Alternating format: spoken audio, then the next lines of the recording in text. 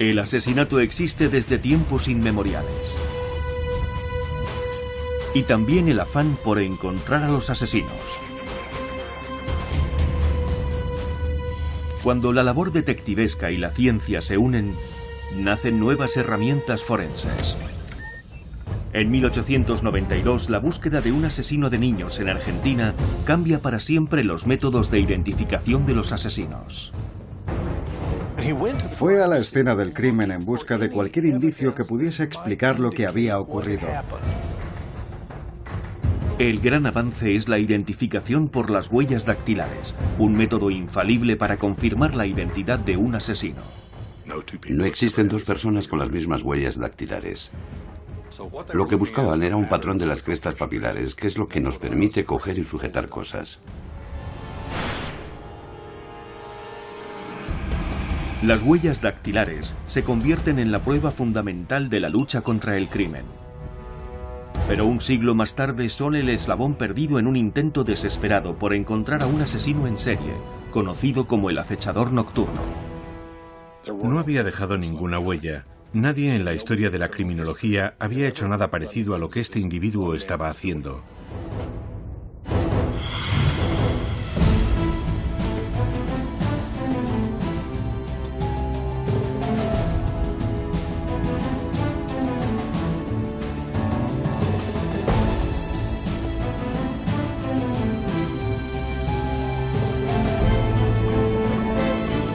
Técnicas forenses pioneras, huellas dactilares.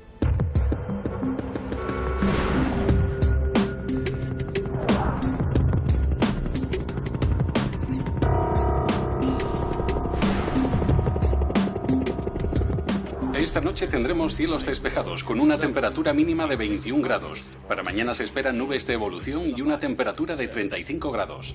En el verano de 1985, la ciudad de Los Ángeles se ve azotada por una intensa ola de calor y aterrorizada por un despiadado asesino en serie.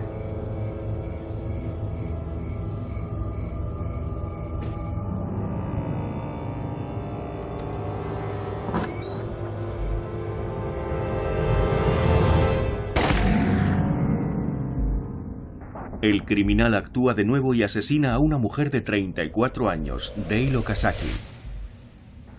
Entrando y saliendo de la casa sin ser visto, como si fuera el señor de las tinieblas, de quien él mismo se cree discípulo. Lo único que deja en la escena del crimen es un inquietante símbolo satánico. Se las ingenió para entrar y salir de la casa, como si tuviese un poder sobrenatural. Era muy hábil allanando moradas. Aunque tuviesen instalado algún sistema de alarma o sus habitantes estuviesen armados, tenía muy asustada a la gente. Y tienen sobrados motivos para estarlo. En menos de un año ha matado a 12 personas.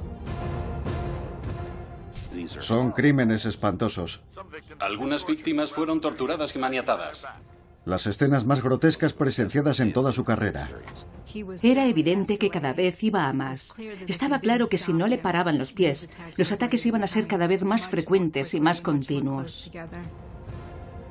Mientras la mayoría de asesinos en serie busca un perfil de víctimas determinado, el acechador nocturno no sigue ningún patrón que ayude a la policía. Elegía a sus víctimas al azar. A diferencia de otros asesinos en serie que atacan a un determinado tipo de personas o en lugares concretos, él estaba atacando de forma tan indiscriminada que era una amenaza para todo el mundo. Fue un caso muy complicado porque era como reinventar la rueda. Los perfiles de los criminales se basan en casos ocurridos anteriormente, pero hasta entonces nadie en la historia de la criminología había hecho nada parecido a lo que este individuo estaba haciendo.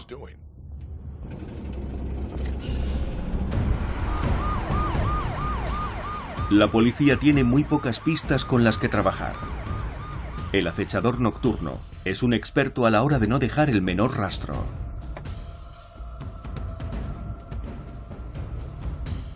Era una persona extremadamente metódica.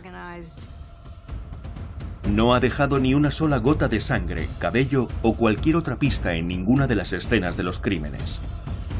Pero lo que la policía busca con mayor ahínco es una prueba que puede ser crucial para desvelar la identidad del acechador nocturno. Una huella dactilar. Desde hace casi un siglo, las huellas dactilares han sido la piedra angular de la ciencia forense. Y por fundadas razones. Las huellas dactilares son una de las primeras características que desarrolla un feto en el vientre materno. La presión del líquido amniótico sobre la superficie de las manos y el ritmo de crecimiento de los dedos influyen en la formación de los patrones de las huellas dactilares. Y con tantos factores en juego, las huellas de cada persona son únicas, incluso en gemelos idénticos. Las huellas dactilares se forman alrededor de la 24ª semana de gestación, y aunque este dibujo de colinas y valles crece con el paso del tiempo, la forma sigue siendo la misma desde que nacemos hasta que morimos. Aunque esta característica haya hecho que las huellas dactilares sean una herramienta fundamental en la lucha contra el crimen, su función en términos evolutivos es mucho más básica. Nos ayuda a sujetar los objetos.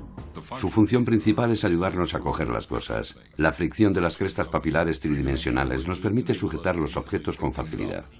Y cuando las crestas irregulares de nuestros dedos entran en contacto con algo, dejan una impresión duradera. Desde hace siglos, las huellas dactilares han fascinado a la gente.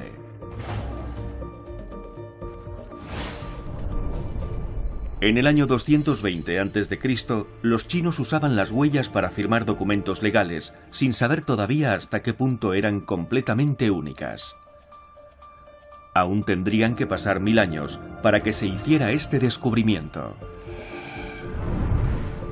En 1684, el médico inglés Nehemiah Grew publicó el primer análisis científico de las crestas papilares que aparecen en los dedos y las palmas de las manos.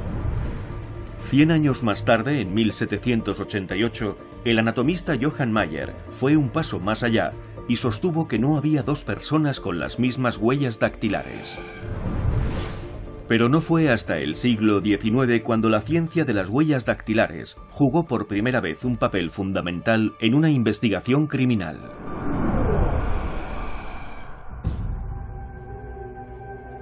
Junio de 1892. Pueblo de Necochea, cerca de Buenos Aires, Argentina. La policía recibe el aviso de acudir a la casa de una joven madre. Una terrible tragedia acaba de ocurrir. Francisca Rojas tenía 2 hijos. Le dijo a la policía que cuando volvía del trabajo, vio a un hombre saliendo de su casa y al entrar se encontró a sus 2 hijos muertos. Y Francisca le cuenta a la policía que sabe exactamente quién era ese hombre. Su amante, Pedro Velázquez. Dijo que Velázquez se la tenía jurada y que la había amenazado con matar a sus 2 hijos si no se casaba con él. La policía no tarda en localizar a Velázquez. Y en esta época solo existe un método eficaz para cerrar un caso.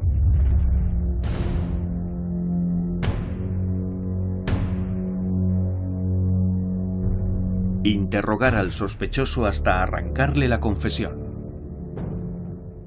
Y al parecer no fueron muy amables con él.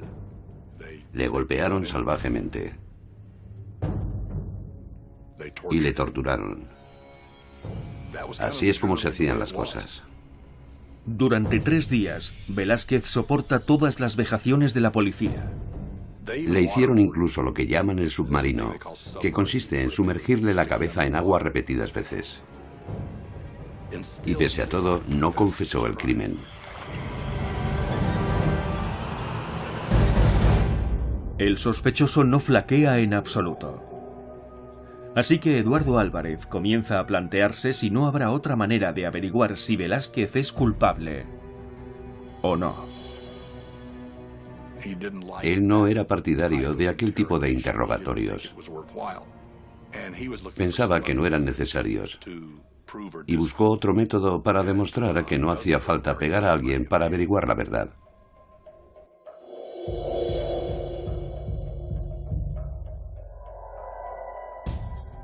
Álvarez fue a la escena del crimen en busca de cualquier indicio que pudiese explicar lo que había ocurrido. El inspector examina minuciosamente la humilde vivienda para comprobar si hay alguna pista que se les haya podido pasar por alto a los policías.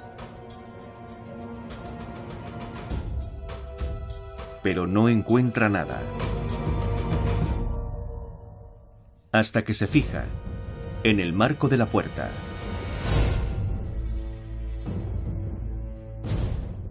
Encontró una huella dactilar ensangrentada.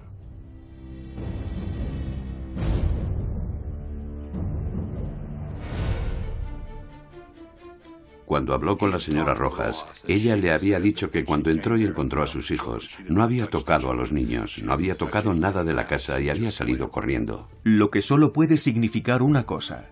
La huella pertenecía probablemente al asesino. Álvarez no es un experto en anatomía, pero se pregunta si se podría comparar la huella dactilar encontrada con las huellas del sospechoso. Es una idea revolucionaria y en ese momento aún es imposible saber si podría dar resultado. Entonces no existían técnicas para el análisis de huellas, no existía el espolvoreado o las cámaras para huellas dactilares como tenemos en la actualidad, así que hizo lo mejor que podía hacer, cortó el marco de la puerta. Nunca se había comparado una huella dactilar encontrada en la escena de un crimen con la de un sospechoso bajo custodia policial. Una idea revolucionaria con resultados sorprendentes. En el siglo XIX, en Argentina, el inspector Eduardo Álvarez está llevando hasta el límite las posibilidades de la ciencia forense. Confía en poder demostrar si un sospechoso de haber asesinado a 2 niños es culpable o inocente.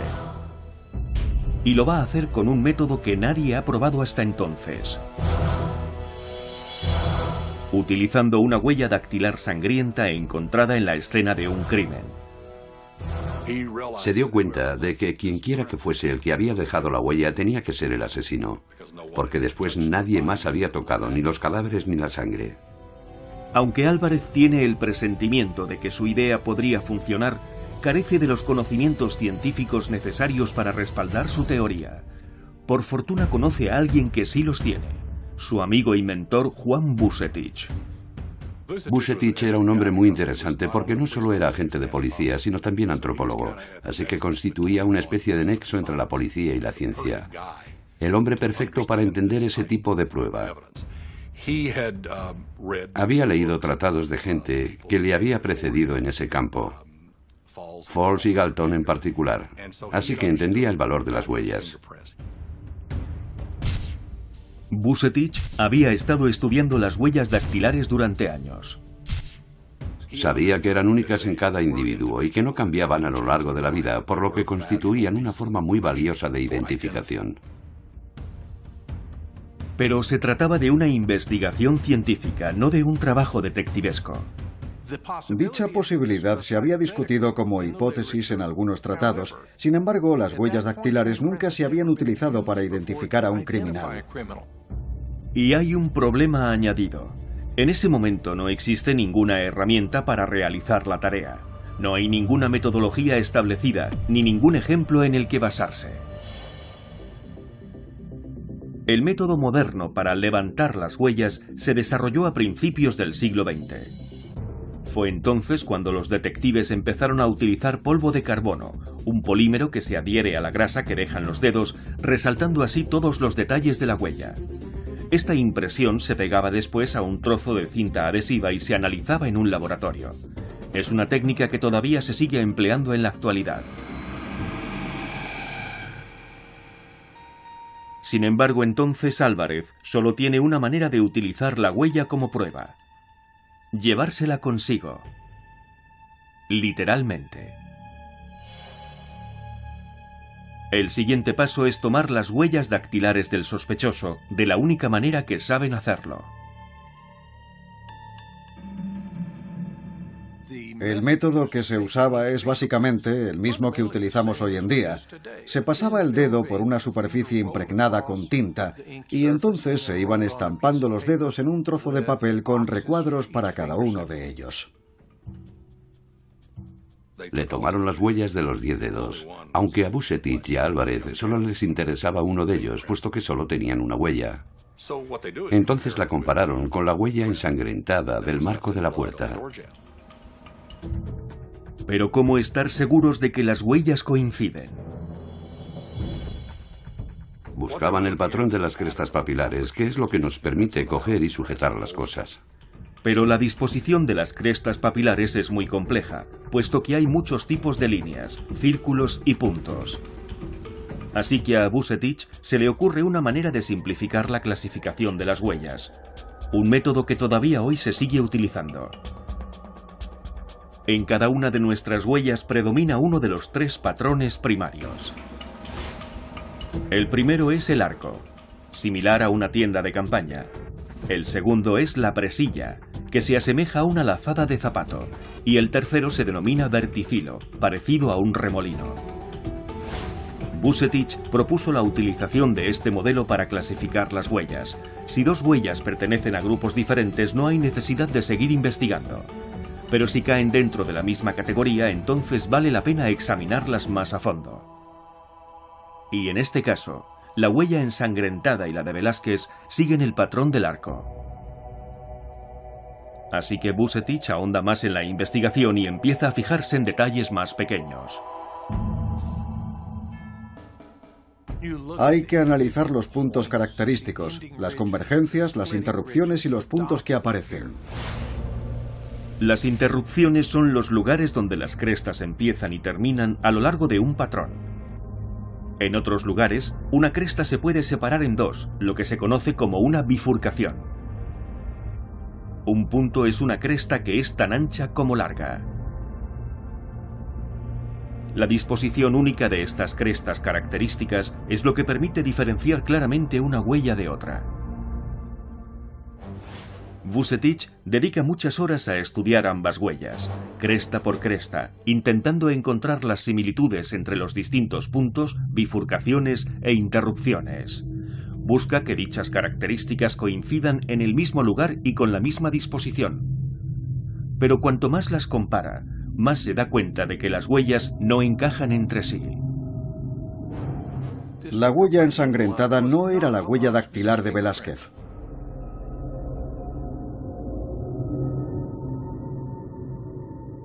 Si la huella no era de Velázquez, no había nada más que le vinculase con la escena del crimen. La policía está desconcertada. Si la huella no la había dejado Pedro Velázquez, ¿de quién era entonces?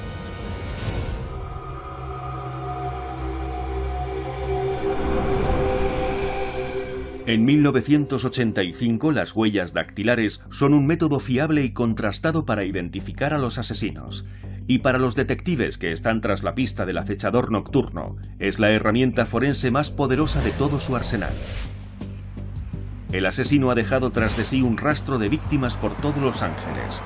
Ha atacado a 23 personas, 15 de las cuales han muerto.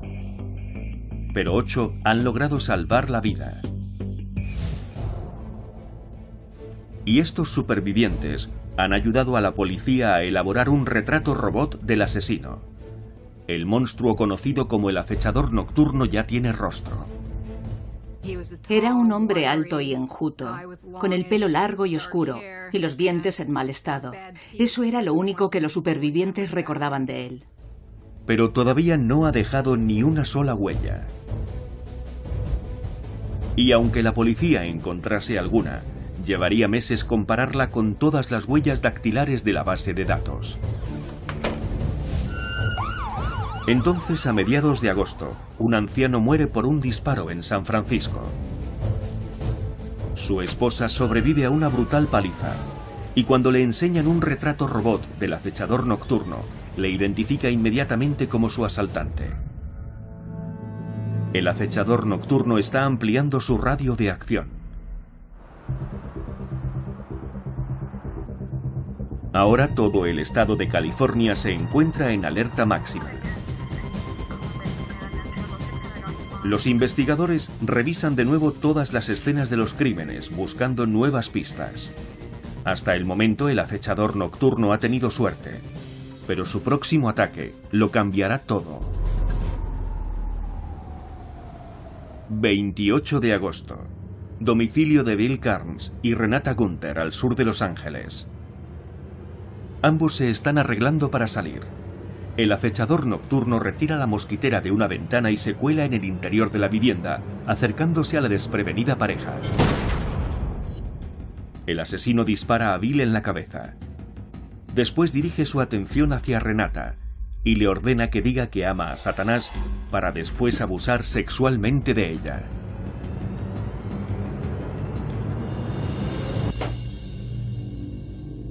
Los dio por muertos, pero ninguno lo estaba.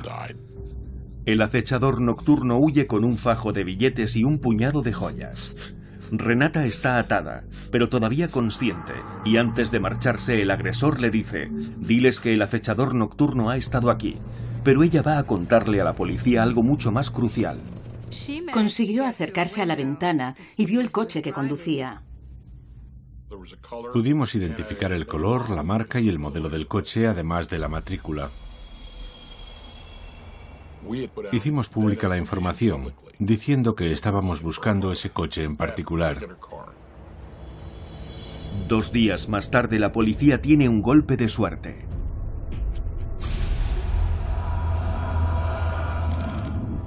El asesino había abandonado el coche en el centro de Los Ángeles. Un coche patrulla lo encontró en la calle, lo identificó y allí estaba. De repente, la investigación cobra nuevos bríos. No había dejado huellas en ninguna de las otras escenas de los crímenes en las que habíamos estado. Pero esta vez podría ser diferente. Cuando los investigadores empiezan a examinar el coche, buscan 2 tipos de impresiones. Las huellas visibles, que se conocen como huellas patentes, que son las que se ven cuando los dedos han tocado sangre, suciedad o grasa. Y las huellas ocultas, llamadas huellas latentes, que necesitan ser resaltadas para hacerlas visibles. Y la herramienta para hacer aparecer las huellas latentes, como por arte de magia, es muy sencilla: polvo. El polvo es extremadamente seco, de modo que si se aplica polvo de carbono a una superficie, el polvo se adhiere a la humedad, ya sea esta aceite, sudor o agua, da lo mismo. El polvo se queda físicamente pegado a la humedad. Para resaltar las huellas latentes sobre una superficie oscura, hay que recurrir a la técnica del polvo blanco. De modo que utilizaron un polvo a base de talco que hizo que las crestas papilares se viesen de color blanco. Polvo de carbono para superficies claras y polvo blanco para superficies oscuras. Ambas técnicas crean un gran contraste que vuelve las huellas visibles. Pero ¿cómo se pueden crear estos contrastes cuando la superficie es multicolor como la portada de algunas revistas? O irregular y rugosa como el grano de la madera? En estos casos, los expertos recurren al polvo fluorescente. Dicho polvo se aplica sobre las superficies de la misma manera que el polvo de carbono o el polvo blanco. La diferencia es que para poder ver las huellas que resalta este tipo de polvo, es necesario utilizar una fuente de luz ultravioleta, cuyos haces de color se reflejan sobre el polvo fluorescente, haciendo brillar únicamente la huella. La ventaja de esta técnica es que incluso con una cantidad mínima de polvo fluorescente, las huellas resaltan lo suficiente como para poder fotografiarlas e identificarlas. Sin embargo, todas las técnicas que emplean dan resultado nulo. El acechador nocturno ha sido más listo que la policía, otra vez.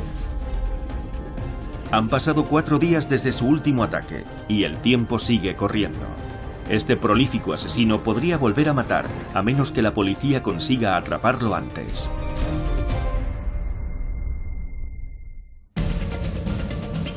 La policía solo dispone de 2 pistas cruciales para encontrar al acechador nocturno. Un retrato robot elaborado gracias a las descripciones de los supervivientes y el coche que utilizó para perpetrar su último ataque, que fue encontrado abandonado en un aparcamiento 4 días más tarde. Los expertos en huellas han estado examinando el coche a conciencia, pero los métodos tradicionales de espolvoreado han resultado estériles. Y el tiempo se acaba. Desde que una huella latente queda impresa sobre una superficie, el tiempo corre en contra de la investigación, porque el residuo se va evaporando y degradando paulatinamente, haciendo cada vez más difícil la obtención de una huella visible, una huella viable que se puede identificar. La policía decide utilizar entonces un aparato revolucionario para detectar huellas dactilares. Un láser. El láser, un rayo de luz altamente concentrado, se inventó en 1960. A finales de la década de 1970 empezó a utilizarse en la detección de huellas dactilares. A diferencia del polvo, que requiere unas condiciones húmedas, como por ejemplo grasa o sudor para adherirse y hacer visible una huella, el láser no necesita humedad para resaltar una huella dactilar. Cuando el rayo de luz incide sobre una superficie, ilumina ciertos compuestos como el sodio y la glucosa, que quedan como residuos cuando la huella se seca. La introducción del láser para la detección de huellas dactilares supuso un avance revolucionario, pero su uso era aún muy limitado. Los primeros láseres eran muy voluminosos y necesitaban sistemas de refrigeración. No era muy práctico transportarlos a la escena de un crimen y había que llevar las pruebas al laboratorio para analizarlas. En la década de 1980 se inventaron los láseres de mano portátiles para poder llevarlos a las escenas de los crímenes. Utilizando el láser como una linterna, los investigadores pueden peinar una zona en busca de huellas mediante un haz de luz de 15 centímetros de diámetro. Y en 1985 el departamento del sheriff del condado de Orange tenía el único láser portátil de toda la costa oeste. Nunca lo habían utilizado hasta ahora. El coche del acechador nocturno va a ser objeto de una prueba pionera.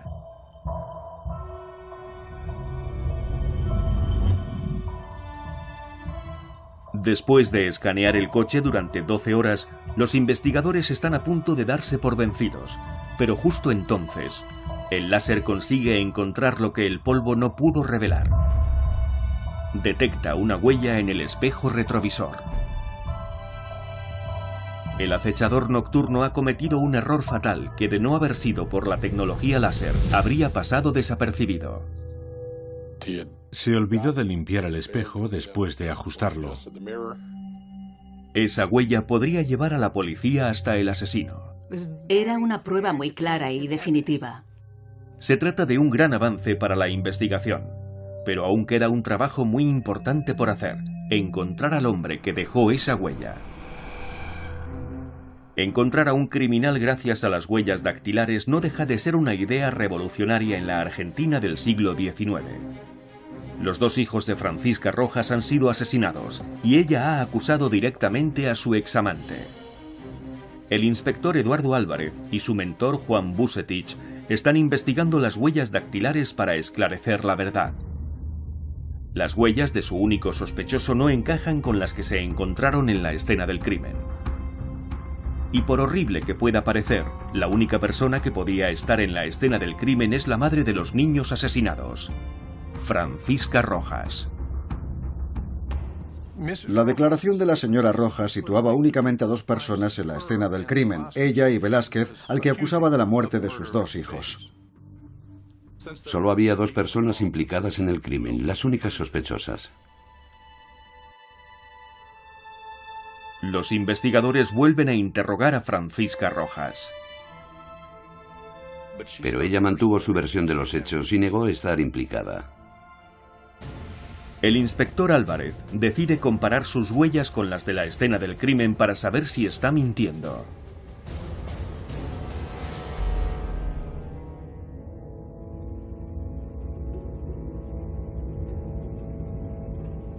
La señora Rojas había dicho que vio a Velázquez huir de la escena del crimen.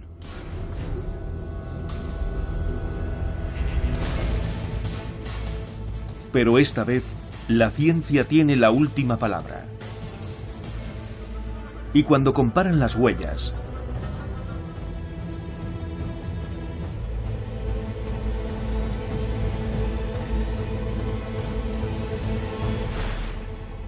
coinciden a la perfección. Esta madre mata a sus propios hijos y acusa a un hombre inocente, su antiguo novio. Le presentaron la prueba que tenían contra ella y le dijeron que eso demostraba que les había mentido, que sí había tocado a sus hijos y que esa era su huella. Entonces ella confesó el crimen y explicó que lo había hecho para tenderle una trampa a Velázquez porque estaba enfadada con él. Por primera vez en la historia, la policía ha utilizado las huellas dactilares para identificar a un sospechoso de asesinato. Y el criminal ha resultado ser la propia madre de los niños. Pero aún queda una incógnita pendiente. ¿Por qué mató la señora Rojas a sus propios hijos? Finalmente se sabe que el hombre al que acusó de los asesinatos no era su único amante. Tenía otro, y estaba dispuesta a hacer cualquier cosa por conservarlo. La verdad era que el caballero con el que mantenía una relación le había dicho que se casaría con ella si no tuviera hijos, así que mató a sus hijos para no tener ningún obstáculo que le impidiese estar con su amante. Gracias a una sola huella ensangrentada, Francisca Rojas es sentenciada a cadena perpetua y al mismo tiempo comienza una nueva era en la lucha contra el crimen. Juan Vucetich revolucionó la investigación criminal al establecer un sistema científico para comparar y analizar los arcos, las presillas y los verticilos que conforman una huella dactilar. Fue la primera persona que realizó una identificación dactilar en un caso criminal. Vucetich siguió trabajando para difundir sus ideas e impulsar su sistema. Y de hecho, este sistema fue el que se estableció en gran parte del mundo y hoy en día todavía se sigue utilizando.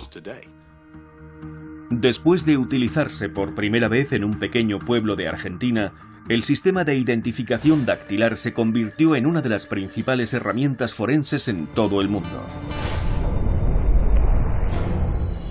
El 21 de agosto de 1911, el cuadro de la Mona Lisa es robado del Museo del Louvre. Una sola huella dejada en el marco cristal condujo a la policía hasta el ladrón de arte Vincenzo Perugia. En 1934, el ladrón de bancos John Dillinger intenta quemarse las yemas de los dedos con ácido. Su tentativa fracasa, ya que algunas de sus crestas papilares siguen quedando visibles una vez curadas las quemaduras. Y en el gran asalto al tren de 1963, en el que una banda roba más de 2,5 millones de libras de un tren británico, los ladrones fueron descubiertos gracias a unas huellas encontradas en un bote de ketchup que tenían en su guarida. En la actualidad, la mayoría de los criminales lleva guantes por precaución, pero a veces hasta los criminales más cautos cometen errores. Incluso el asesino en serie conocido como el acechador nocturno.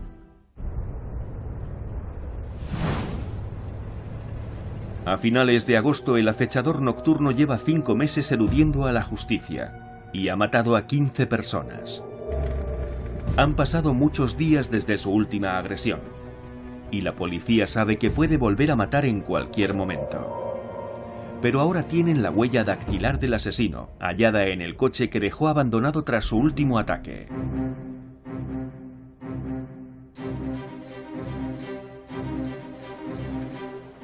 El problema es que solamente en el registro de huellas dactilares del condado de Los Ángeles hay más de 1 millón de fichas.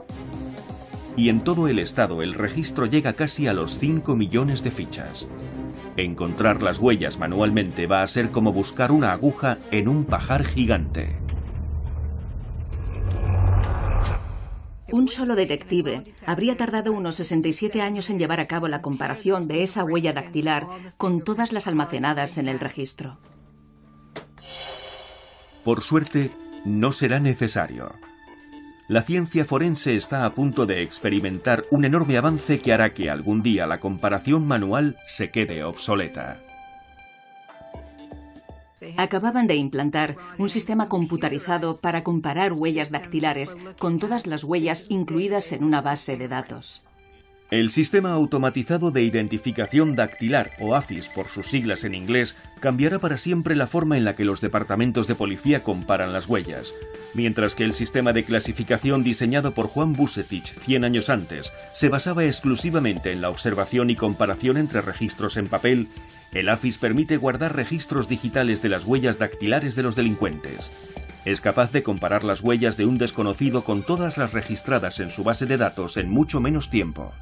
Los investigadores suelen enviar huellas dactilares latentes en forma de fotografía o en cinta adhesiva. Una vez recibida la huella, los forenses expertos la escanean para crear una imagen digital. El ordenador analiza las crestas papilares y detecta las interrupciones y las bifurcaciones. A partir de ahí, el ordenador elabora un mapa o constelación con las posiciones relativas de dichos puntos. A continuación busca otras constelaciones similares en la base de datos. Ahora podemos buscar una huella dactilar obtenida en la escena de un crimen sin un sospechoso en concreto. El programa AFIS puede comparar una huella latente con millones de posibles coincidencias. Lo que antes podía llevar meses o incluso años, ahora puede hacerse en pocos instantes. En televisión o en el cine, da la impresión de que el ordenador busca entre millones de huellas dactilares y encuentra una coincidencia exacta. Entonces, la huella latente y la de la base de datos se superponen perfectamente, y el ordenador no deja de parpadear indicando que ha hallado una coincidencia, pero eso no ocurre así. Lo que hace el ordenador es dar una lista de posibles candidatos, y el analista tiene que comparar manualmente hasta encontrar la coincidencia. A mediados de la década de 1990, los sistemas computarizados de cotejado de huellas dactilares estaban por todo Estados Unidos. El FBI tiene alrededor de 70 millones de huellas dactilares, 70 millones de huellas individualizadas en sus ficheros. Aparte de eso, cada estado tiene su propia base de datos y muchas grandes ciudades cuentan también con sus propios ficheros. En la actualidad existe una versión internacional de AFIS, y la policía de todo el mundo puede acceder a una red que puede comparar una huella encontrada en Zimbabue con la de un sospechoso en Kansas. En 1985, en plena ola de crímenes del acechador nocturno, el sistema está dando sus primeros pasos. Pero los investigadores confían en que AFIS conseguirá encontrar una coincidencia con la huella encontrada en el coche del acechador nocturno. Es más que probable que el hombre que está dejando semejante rastro de muerte por toda California tenga un historial de delitos graves. La huella se envió posteriormente al Departamento de Justicia de Sacramento, en California.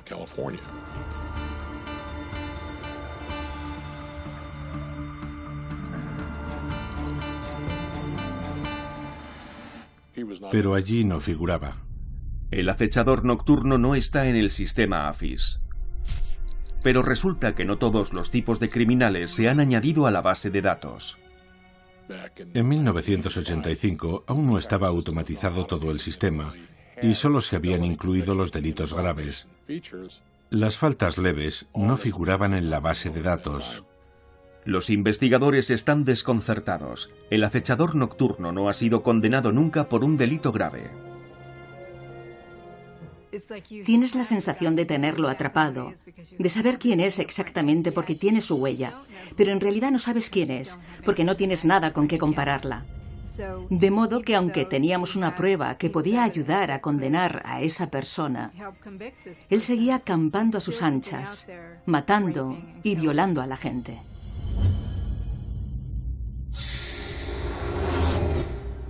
Los detectives tienen la impresión de haber regresado al punto de partida, pero todavía disponen de una baza para estrechar la búsqueda, el retrato robot del acechador nocturno elaborado a partir de la descripción hecha por los supervivientes. La policía distribuye el retrato por todas partes con la esperanza de que alguien pueda proporcionar alguna pista para resolver el caso. Empezamos a recibir miles de llamadas. De ellas, solo 2 o 3 a lo sumo eran realmente relevantes para el caso. Una de ellas, de un informador, nos proporcionó una línea de investigación a seguir. El informador, un estafador de poca monta, cree que la persona del retrato robot se parece a un ladrón de coches al que en la calle conocen como el despeinado. Era un apodo en español, una palabra que designa a una persona desaliñada o despeinada, porque solía llevar el pelo revuelto. El informador va un paso más allá y da a la policía su verdadero nombre: Richard Ramírez. Enviamos la información al Departamento de Justicia de San Francisco. Buscaron manualmente en el registro de delincuentes y encontraron a 8 personas con ese nombre. 8 hombres con antecedentes criminales llamados Richard Ramírez. 8 posibles sospechosos de entre millones. ¿Pero es realmente uno de ellos el acechador nocturno? Las fichas con las huellas dactilares de los 8 sospechosos se extraen manualmente de los archivos. Compararon las 8 huellas con la encontrada en el condado de Orange. Y esta vez hay una coincidencia exacta. El Richard Ramírez que están buscando es un hombre de 25 años sin ocupación conocida, oriundo de El Paso, Texas. Ramírez tiene antecedentes por posesión de drogas y robo de coches. Incluso ha pisado la cárcel durante un breve periodo por un delito menor. Y sus huellas todavía no figuran en el sistema AFIS. Inmediatamente imprimimos la foto del señor Ramírez. El día 30 de agosto a las 3 de la tarde llevé la foto al informador y me dijo que aquel era el hombre del que nos había hablado. Una sola huella dactilar ha bastado a la policía para hacer una identificación positiva del acechador nocturno, pero aún no conocen su paradero. El 30 de agosto de 1985 la policía da una rueda de prensa en la que por primera vez se hace público el nombre del sospechoso. El cerco se va estrechando. Incluso el acechador nocturno puede sentir la presión. Vio su foto en el periódico y entonces se dio cuenta de que estaba en apuros. Todo el mundo había visto su fotografía. Todo el mundo sabía que aquel era el hombre que buscaba la policía. 31 de agosto de 1985, cuando Ramírez está intentando robar un coche, un grupo de personas le reconoce y le ataca en medio de una calle residencial. Le persiguieron, le golpearon y lo retuvieron en el suelo hasta que llegaron los agentes del departamento del sheriff del condado de Los Ángeles. Curiosamente, el ayudante del sheriff que llegó primero se apellidaba también Ramírez. Lo esposó, lo metió en el coche patrulla y llamó a los servicios sanitarios porque el sospechoso estaba herido. La policía probablemente le salvó la vida. Decía algo así como que había tenido suerte de que hubiese llegado la policía, porque sabía que si no, lo íbamos a linchar entre todos. Tras más de un año, la persecución por fin ha terminado, gracias a algunos testigos clave, a la alerta hecha a la población y a una huella dactilar oculta. El júbilo se extendió por todo el condado porque ya no había razones para tener miedo. Le habían detenido y todo el mundo estaba feliz. Los interrogatorios de la policía revelan que Ramírez había tenido una infancia traumática en la que un incidente sobrecogedor pudo moldear al futuro asesino. Cuando Ramírez tenía 13 años, un primo suyo cogió una pistola y mató a su mujer ante sus propios ojos.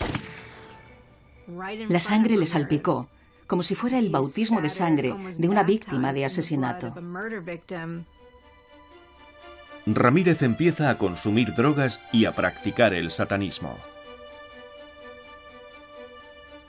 Su obsesión por Satanás crece hasta tal punto que se marca la mano con un símbolo identificativo: el pentagrama.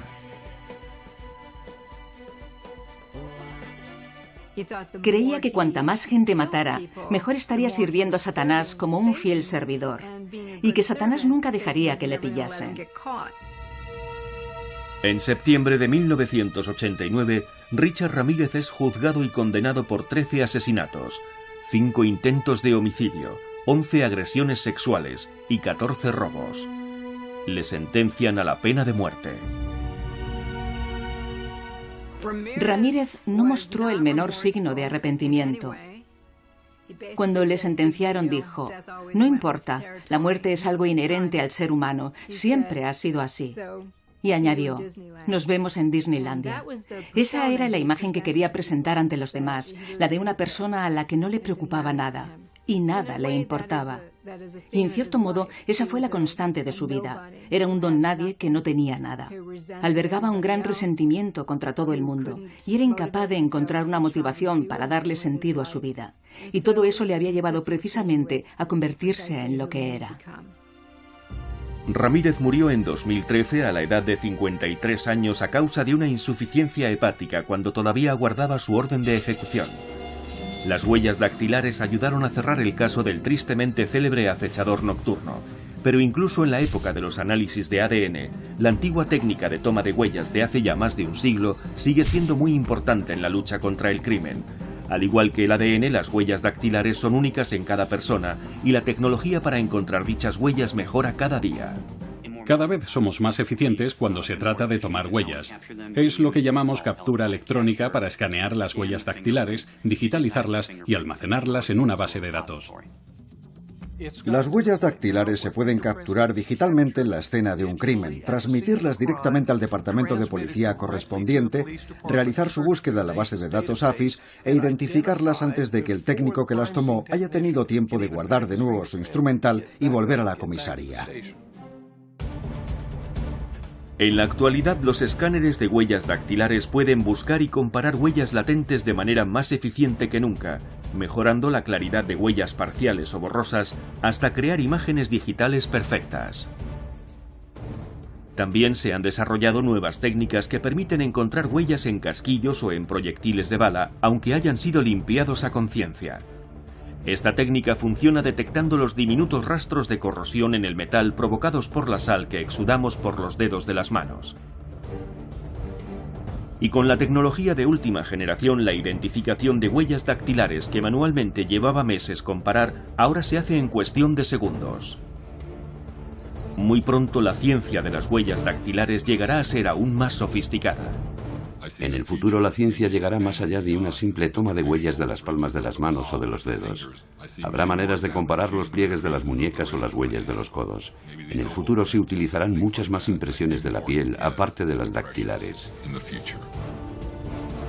Pero siempre se volverá al punto de partida, a estas espirales de carne que se forman en el vientre materno y que llevamos inmutables hasta la tumba. En la actualidad, incluso los criminales más astutos siguen dejando impresas sus huellas dactilares, sin tener siempre en cuenta que van dejando un rastro de los lugares donde han estado y de quiénes son. Y los científicos forenses aprovecharán estas pruebas para ayudar a la policía a capturarlos. Y así seguirá siendo durante mucho tiempo.